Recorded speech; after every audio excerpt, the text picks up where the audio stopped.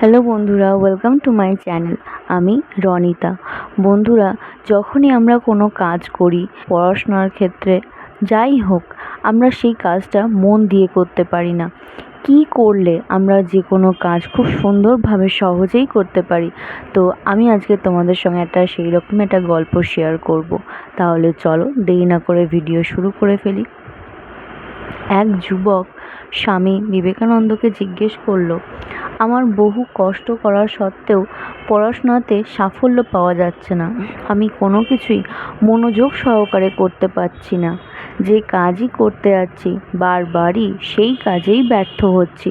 স্বামীজি যুবকটিকে একটি মাটির কলসি দিয়ে বললেন, যাও এটা জলে ভর্তি করে আনো।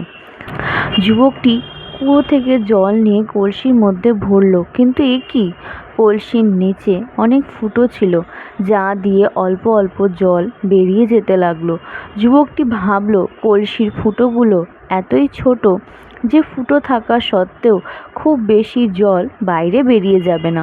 যুবকটি দৌড়ে স্বামীজির কাছে এলো, কিন্তু ততক্ষণে যুবকটি নিজেই ভিজে গেছে এবং কলসিতে নামমাত্র জল অবশিষ্ট ছিল।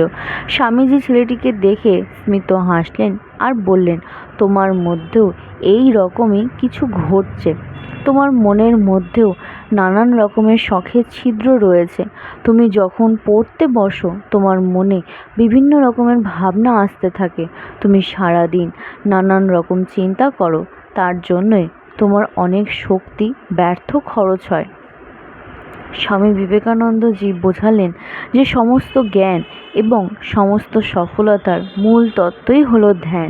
এই জন্য ছোট থেকেই ছোট কাজও ধ্যান দিয়ে করো। ধীরে ধীরে মনের স্বভাব বদলে যাবে আর তুমি সফলতা লাভ করতে পারবে। ধ্যান ভাঙবে, তা সত্ত্বেও তুমি নিজের অভ্যাস করতে থাকো। বারবার অভ্যাসের ফলে সেই বিষয়বস্তুর ওপরে ধ্যান আরও দৃঢ় হবে। আমাদের এমন মনে হয় যে ছোট ছোট বিষয়ে ধ্যান ভেঙে গেলে বিশেষ কিছু তফাৎ হয় না, কিন্তু বিনা ধ্যানে কোনো কাজ সম্ভব হয় না। যেমন গরম লোহার ওপরে হাতুড়ির ঘা দেওয়া হয়, তেমনি সমস্ত বিচারের আঘাতে মানুষের শরীর, ব্যক্তিত্ব এবং মন আকার গ্রহণ করে। তাই অনাবশ্যক বিচারের ওপরে ধ্যান কেন্দ্রিত হওয়া উচিত নয়।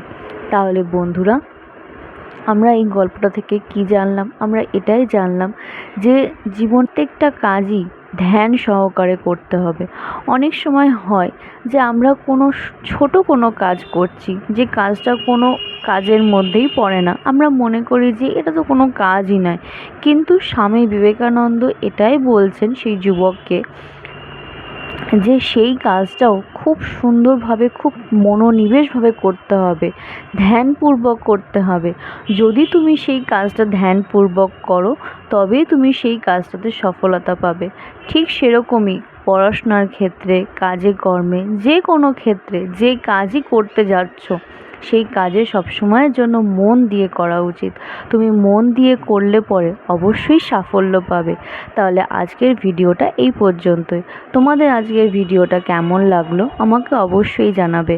আমার ভিডিও তোমাদের ভালো লেগে থাকলে অবশ্যই আমার চ্যানেল সাবস্ক্রাইব করবে, লাইক, শেয়ার আর কমেন্ট করতে ভুলবে না। দেখা হচ্ছে নেক্সট ভিডিওতে।